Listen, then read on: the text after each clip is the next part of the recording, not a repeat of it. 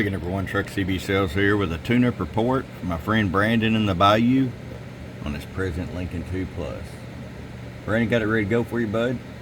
Toshiba voltage regulator upgrade, our tune and alignment, and we pulled out them Nestio FQP 13N10s and threw some RF520 Bachets in there for you for longevity.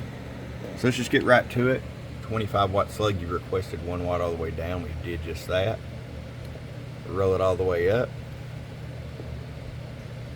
There's 8 watts like you requested. Show you average power swing.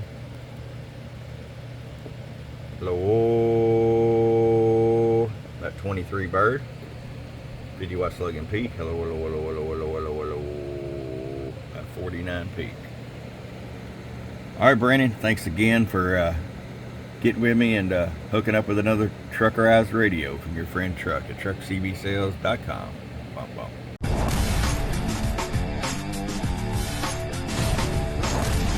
Get wise and get truckerized today.